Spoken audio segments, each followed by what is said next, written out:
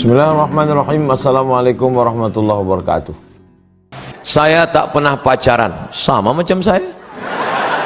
Dan bingung untuk mencari calon istri, sama. Bagaimana ya Ustadz kriteria calon istri yang baik? Tungkahul mar'atu li arba', perempuan dinikahi karena 4. Pertama, limaliha, sukih, kaya, duitnya banyak, wakeh tenan. Wali jamali wali hasabiha, keturunan orang baik-baik, bangsawan, bangsa yang hidup di awan. Wali jamaliha, beautiful, sweet, tapi jangan black sweet. Black sweet itu hitam manis. Saya dulu dipesan orang, nanti kalau kau nikah jangan cari hitam manis. Kenapa gitu?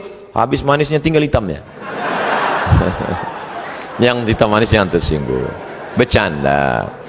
Walidiniha, karena agamanya. Kalau kau cari karena cantiknya, cantik akan berubah, hari berganti musim berubah. Dulu cantik bukan main, tapi begitu sudah anak keluar 3, membongkar mesin, hancur.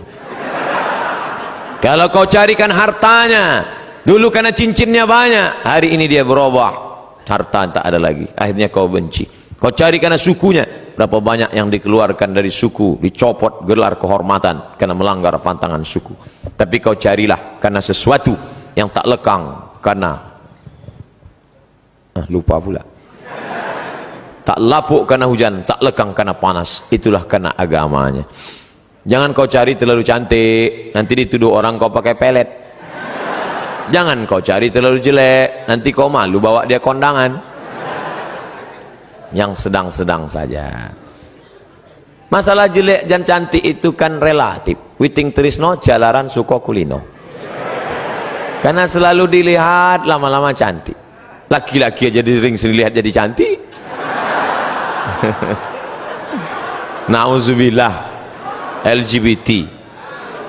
Oleh sebab itu kau cari, dan selagi kuliah nggak usah mikirin itu dulu. Pokoknya kau kuliah aja, nanti setelah kau berhasil ngantri mereka datang. Saya aja yang sudah punya anak, sudah nikah, banyak yang mau jadi yang kedua. Pede sekali Ustaz nih. Nggak, komen-komen di FB aja. Pokoknya kau berhasil, jangan pikirkan. Ustaz dulu waktu di Mesir ada pacaran. 4 tahun saya di Mesir nggak pernah pacaran. Wallahi, demi Allah, berani saya bersumpah. Emang nggak pernah? Tanya teman-teman saya yang ada di Surabaya. Ustaz Somad dulu waktu di Mesir pacaran? Enggak. Kenapa? Nggak dapat. Persaingan ketat.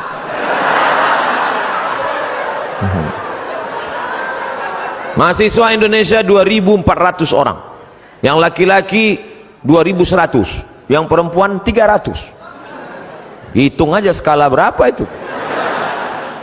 Habis semua digarap ketua-ketua persatuan, kita nggak dapat. Pokoknya sedih lah, nggak ada apa-apanya ketika cinta bertasbih.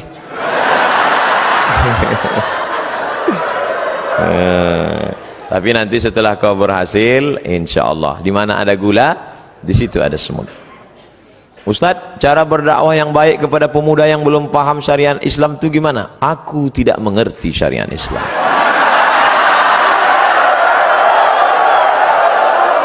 Orang yang tidak ngerti harus kita beri pengertian.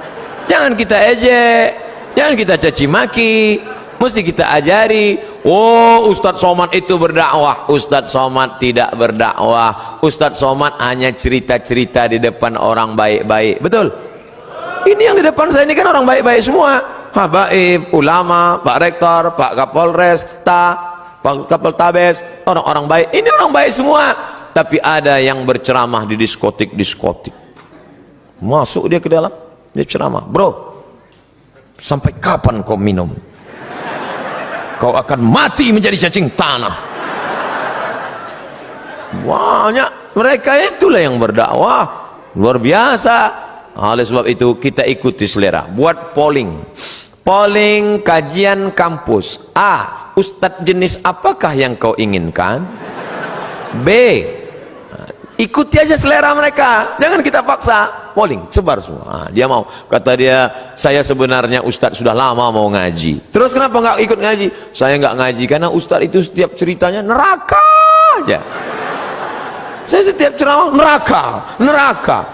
Saya maunya bagaimana membangkitkan motivasi belajar. Oh, kalau gitu panggil motivator. Kamu maunya apa? Saya maunya cerita bagaimana suksesnya mereka. Undang, hadirkan di sana profesor, hadirkan di sana Kapoltabes, hadirkan di sana Pak Dandim, Komandan Kodim, hadirkan di sana psikiater, psikolog, dialog. Jadi tidak lagi ceramah tablik akbar, dialog, cerita-cerita. Karena ada sebagian orang kalau tablik akbar, dia bayangannya ini nasihat menjelang kematian. Dia takut. Nah, diikuti mereka. Kumpulkan nanti anak-anak muda yang belum ngaji, anak-anak muda hadir semua. Kita tidak ada pengajian insya Allah, hanya praktek langsung. Praktek apa? Penyelenggaraan jenazah. Nah, mantap itu. Penyelenggaraan jenazah ini modalnya besar Pak Ustadz. Kita harus sewa patung untuk mandi. Nggak usah, modalnya cuma kapur barus sama kain putih sama kapas aja. Terus praktek mandinya gimana? Yang nakal-nakal tuh mandikan. Kasih celana dari pinggang sampai lutut, mandi. Pinjam semprot dorsmir, mandikan. Gali tanah, aku kuburkan. Gulung, setelah gulung, siapa yang bandel-bandel, yang preman-preman, gulung, letakkan dia situ. Yakin saya, menangis. Usolli ala hazihil janazah arba'ah takbiratin fardul kifayah. Allahu Akbar, Al-Fatihah, Allahu Akbar, salawat, Allahu Akbar, Allahumma firlahu warhamhu wa'afihi wa'afu anhu. Udah, tangan dia kan gini, timbun, baru dia tahu rasanya mati. Wah, gladinya aja gitu kata dia, apalagi seriusnya nanti. Insya Allah banyak yang berubah. Sekarang banyak penyelenggaraan jenazah, yang ikut orang tua. Kalau ada penyelenggaraan jenazah di masjid, orang tua nggak usah ikut, karena dia yang mau dimandikan nanti. Yang ikut itu yang anak-anak muda aja. Nih, jadi buat nanti anak-anak muda, khusus kajian pemuda Islam. Mohon nasihat Ustadz untuk para aktivis kampus yang ketika azan masih tetap rapat. Mana yang lebih baik, menghentikan rapat kemudian sholat atau menunda sholat untuk menyelesaikan rapat? Saya lebih baik meninggalkan jabatan saya daripada meninggalkan panggilan yang lebih utama, panggilan Allah Subhanahu wa Ta'ala. Itu pidato Kapolda Sulawesi Selatan. Bintang di sini, pakai pistol. Pidato dia, lebih baik, ini panggilan yang paling utama, panggilan Allah SWT. Saya ketemu langsung, luar biasa itu manusia unik yang perlu dibudidayakan. Jarang-jarang orang seperti ini. Kalau ada orang seperti ini, kita doakan, Allahumma katsir amsalahu, jadikan orang seperti ini banyak di atas muka bumi ini, ya Allah. Jadi Pak Ustadz, ikutlah Pak Kapolda tuh. Saya tidak tahu tata cara sholat, wudhu dan lain-lain. Wudhu dulu baru sholat.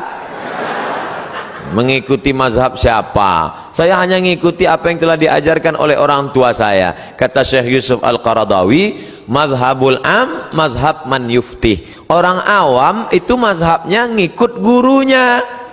Kalau ngikut saya, pasti ikut mazhab Syafi'i, karena saya pakai mazhab Syafi'i.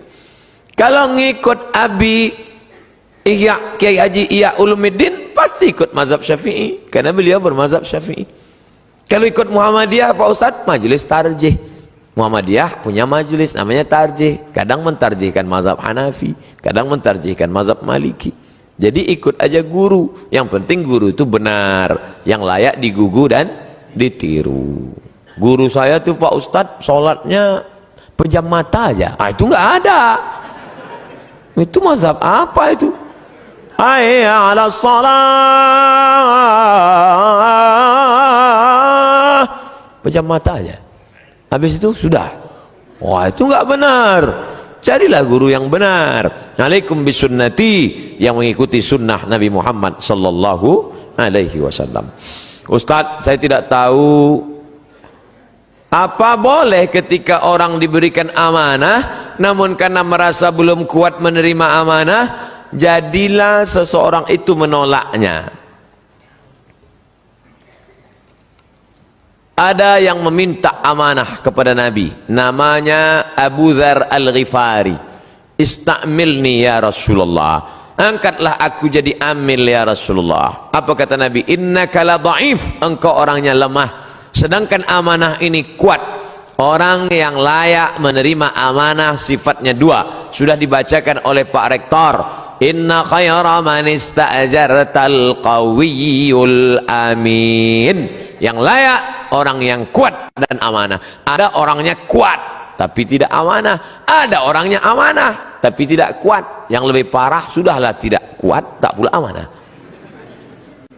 Letoy, loyo, lesu, pembohong, penipu. Ini na'udzubillah. Mudah-mudahan kita menjadi anak-anakku sekalian, sehat badannya, sehat fisiknya, olahraganya mantap, berenangnya rajin, puasa sunatnya oke. Kalian orang-orang yang amanah dan kalian pula orang yang kuat insyaallah. Makanya olahraga terus. Alhamdulillah Pak Ustadz, kami setiap sore Ahad tuh main futsal dari jam 3 sampai jam 8 malam. Terus asar sama maghrib nggak sholat. Ini nggak benar juga. Jadi sesuaikanlah. Saya diberi jamaah busur panah, ada di kamar saya gantung busur panah. Bagus tuh olahraga memanah. Kemudian silat. Ini di Jawa Timur kan banyak itu pesilat-pesilat tangguh. Ustadz bisa silat? Silat lidah bisa. Ustadz, saya mau tanya, apakah di akhirat kalau kita masuk surga kita bisa mencium tangan Rasulullah SAW? Tidak hanya memandang wajahnya, tapi juga memeluk Nabi. Apakah bisa? Lalu bagaimana dengan orang yang masuk neraka?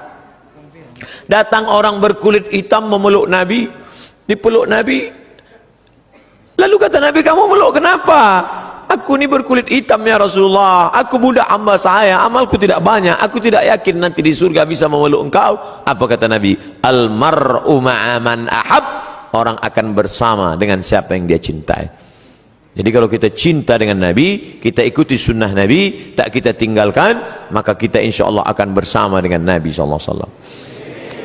Apakah layak kami mencium Nabi padahal hidung kami lebih banyak mencium yang haram? Apakah kami layak melihat Nabi padahal mata kami lebih banyak menengok yang haram?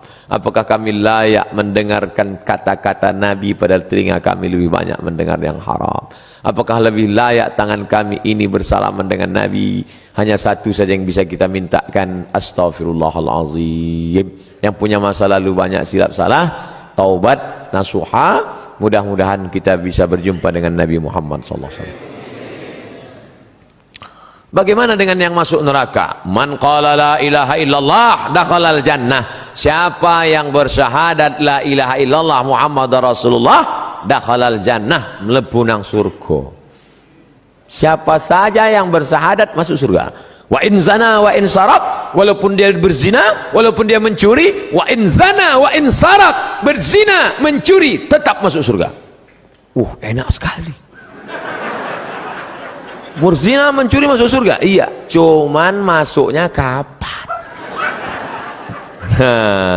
Ada yang masuknya langsung direct, tapi ada yang transit. Makanya kita berdoa 7 kali, Allahumma ajirna minan nar, Allahumma ajirna minan nar, Allahumma ajirna minan nar, Allahumma ajirna minan nar, Allahumma ajirna minan nar, Allahumma ajirna minan nar, Allahumma ajirna minan nar. Selamatkan kami dari neraka. Jangan minta masuk surga, karena semua umat Muhammad masuk surga, tapi mintalah jauh dari neraka, karena tidak semua selamat dari neraka. Rabbana atina fid dunya hasanah wa fil akhirati hasanah wa qina adzabannar. Ilahi las tulil firdausi ahla. Ilahi, ya Allah, lastu, aku tidak layak, lil firdaus, masuk dalam surga.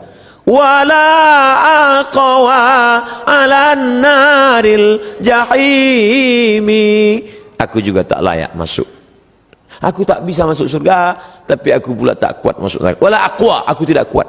Ala naril jahim, masuk neraka. Zunubi mislu adadir rimali. Zunubi, dosa-dosaku, mislu adadir rimali, sebanyak buih di pantai. Banyak rimal, pasir di pantai. Fa innaka ghafirudz dzambil azimi. Tapi aku yakin Engkau Maha Pemaaf segala silap dan dosa, ya Allah. Banyak itu, renungkan itu, meneteskan air mata. Nanti malam sholat, baca itu. Menangis bapak di samping tempat tidur, menangis. Sampai Mas, sampean ini apa? Tetap dia nangis gak berhenti. Kenapa Mas? Ingat mantan. Melayang bantal. Ustadz, mohon doanya bersama jamaah siswa SMA Negeri 9 Surabaya dan siswa seluruh SMA di Indonesia, karena kami akan menghadapi ujian nasional. Kita akan berdoa. Yang mau didoakan ujian nasional, yang berdoa UAS, ujian akhir semester. Insyaallah di akhir majelis kita doa. Yang baca doa Ustadz Abdul Somad, tapi doa itu dikabulkan Allah karena para habaib kita, keturunan-keturunan Rasulullah, para kiai yang lidahnya tak pernah berhenti berzikir, ibu-ibu yang amanah, aminah, istiqamah. Maka nanti kita berdoa di akhir majelis, mudah-mudahan anak-anak kita lulus semua insyaallah. Bagaimana caranya supaya doa cepat terkabul, dan bagaimana supaya jodoh yang kita impikan cepat datang?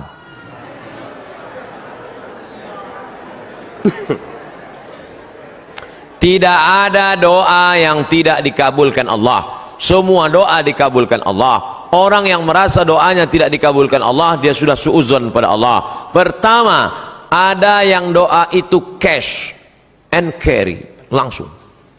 Dua, ada doa itu ditunda Allah karena ini belum layak. Sama seperti anak minta pisau, minta pisau, minta pisau, belum layak. Nanti kalau ku kasih kau luka. Ini orang belum layak dikasih mobil. Nanti kalau dikasih mobil malah nggak sholat. Dulu waktu masih pakai motor sholat, habis dikasih mobil, sholatnya Idul Fitri sama Idul Adha. Ilmunya belum sampai. Yang ketiga, ada orang-orang yang rezekinya ditahan Allah, nanti akan diberikan di surga. Mala ayunun ra'at, belum pernah dilihat mata, wala udhunun sami'at, belum pernah didengar telinga, wala takhatara ala qalbi bashar, belum pernah terlintas di hati manusia. Jadi doa kita itu tetap saja doa. Ini sekarang banyak anak-anak muda nggak mau sholat, nggak mau berdoa. Assalamualaikum warahmatullahi wabarakatuh. Assalamualaikum warahmatullahi wabarakatuh. Oh, saya tanya, sampean orang dungo, kamu kok nggak berdoa? Oh, yang lama aja belum dikabulkan. Ngapain nambah yang baru loh? Doa. Orang yang nggak mau berdoa itu sombong, maka doa. Ustadz, boleh nggak kalau saya doa saya sebutkan orangnya? Ya boleh. Ya Allah, itu ada ketua BEM, orangnya ganteng banget ya Allah. Rasanya kalau punya suami seperti dia, so sweet. Boleh, apa nggak boleh? Tolonglah kirimkan angin cinta ke hatinya. Tapi kalau dia tidak menerima, kirimkan angin puting beliung sekalian. Mati. Jangan, nggak boleh doa yang nggak baik. Andai dia tidak bersudi berterima, maka berilah yang lebih baik daripada dia insyaallah. Maka kita minta pada Allah bukan yang kita mau, tapi yang dikehendaki Allah subhanahu wa ta'ala. Makanya bapak-bapak kadang kalau dia nikah, istrinya biasa-biasa aja. Pas ditanya sama orang, Pak, istri si bapak? Iya. Bapak ganteng kok bisa yang gitu? Itu yang paling indah menurut Allah. Itu artinya gagal dengan yang ayat itu.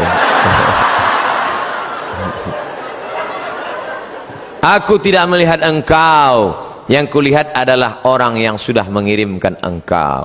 Datang utusan presiden, kita tidak lihat dia, yang kita lihat yang mengutusnya.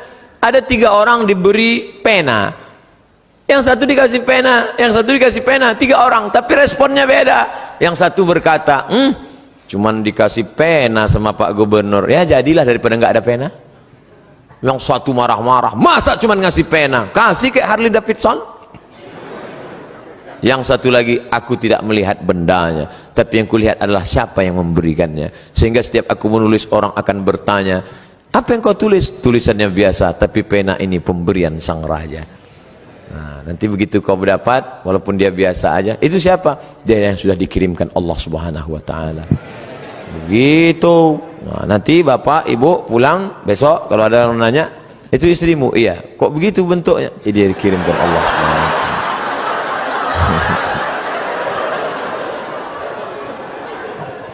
Jangan pernah kau berhenti bosan berdoa kepada Allah Subhanahu wa Ta'ala, tapi tetap ada usaha. Itu ada kiai, santrinya banyak, ya pendekatan lah kiai. Ustaz, saya sudah ditolak calon mertua saya, gimana caranya? Jangan kamu sendiri ngadap ke sana. Kamu sendiri ngadap selengean celana sobek pakai kap 70. Ya nggak mau dia. Coba bawa, tanya, calon mertuamu itu kerjanya di mana? Di Universitas Airlangga. Bagian apa dia? Di kantor. Bawa Pak Rektor. Mana dah? Pak. Ini mau minta, mohon Bapak Sudi agak. Oke, begitu sampai di sana, langsung dia. Nggih, Pak. Nggih. Apalagi sampai Pak Rektor, iki mahasiswa wapi tenan iki. Masya Allah, langsung Insya Allah. Jangan bawa saya. Kalau saya bawa, nanti yang diterima saya. Dukung terus channel Hijrah. Bercanda.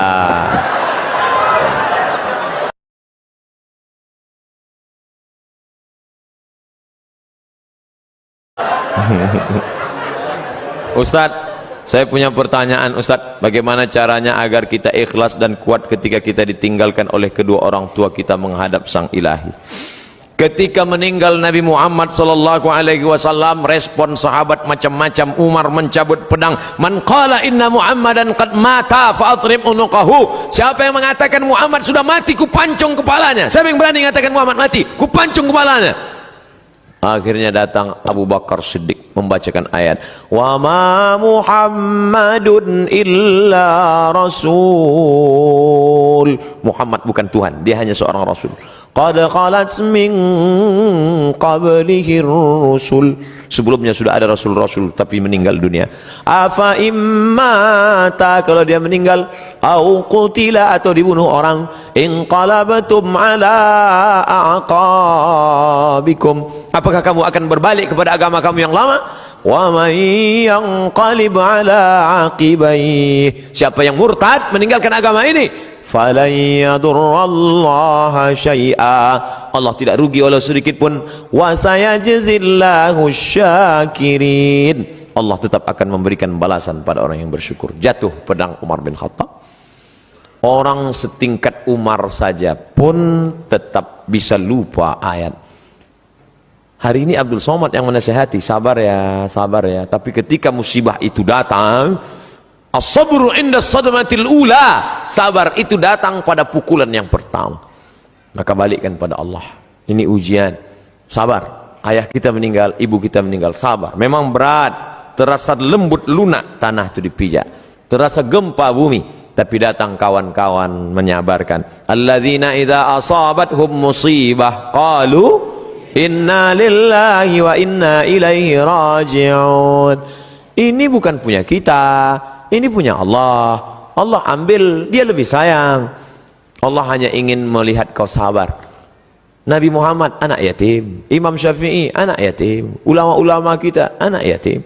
Jangan sedih menjadi yatim, karena Allah ingin memuliakanmu. Kamu sama dengan Nabi Muhammad sallallahu alaihi wasallam. Fa ammal yatima fala taqhar, jangan kau hardi. Nah, jadi sabar. Makanya banyak kita lihat suami-suami yang ketika istrinya meninggal sabar dia. Tak ada dia menangis. Setetes pun air matanya tak ada menangis. Bapak enggak sedih, Pak? Itu pinjaman dari Allah, Pak Ustaz. Sampai akhirnya Allah mengambil. Apa yang mesti saya sedihkan? Ustaz nih kalau cerita selalu enggak enak aja. Oke, kita balik. Sekarang kita balik, suami yang meninggal. Ibu tuh enggak nangis. Banyak orang heran, ibu enggak nangis. Enggak, Pak Ustaz. Kenapa? Udah lama aku tunggu.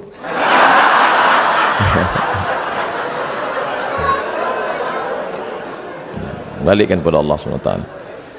Bagaimana pandangan dan pendapat Ustadz tentang jaringan Islam liberal yang sudah mulai marak di Indonesia dan saat ini mulai masuk ke sekerohanian, SKI sekolah-sekolah. Jadi ada di Jawa Timur Pondok Pesantren Ponorogo, Gontor Darussalam punya anak namanya Dr. Fahmi Zarkashi. Itu ketua daripada MIUMI, Majelis Intelektual Muda Ulama Muda Indonesia. Mereka ini punya namanya INSIS, bukan ISIS, INSIS, INSIST. Ini yang konsen dalam masalah mengcounter liberal. Jadi adik-adik nanti buat kajian, undang mereka. Cuman mereka tidak model ceramah begini, pakai makalah serius, pakai infokus. Nanti undang. Ada namanya Dr. Adian Husaini. Kemudian ada pula Dr. Fahmi Zarkashi dari London, Inggris. S2-nya dari IIU, International Islamic University di Islamabad, Pakistan. Ada lagi dapat doktor 2, satu dari Bonn, Jerman, yang satu lagi dari Istak, murid langsung dari Profesor Dr. Naqib Al-Attas yang ada di Malaysia. Ini mereka konsen mengcounter itu. Nanti adik-adik is a world Islamic view, bagaimana memandang dengan pandangan Islam, bagaimana program brainwash, cuci otak, bagaimana itu semua dari pagi sampai makan siang zuhur sampai sore sehari membahas tentang masalah itu dengan pakar-pakarnya. Insyaallah ke depan buat program, apakah sebulan sekali atau 2 bulan sekali atau 3 bulan sekali, apakah triwulan, apakah caturwulan, bulan ini ustadz ini, bulan depan ustadz ini. Tapi kalau untuk insist tadi harus satu paket. Ini insyaallah memberikan pandangan yang baru buat kita semua insyaallah. Amin. Bagaimana batas pergaulan dengan teman kerja yang bukan mahram? Apa boleh jika kita sampai bergurau dengan teman kerja yang bukan mahram?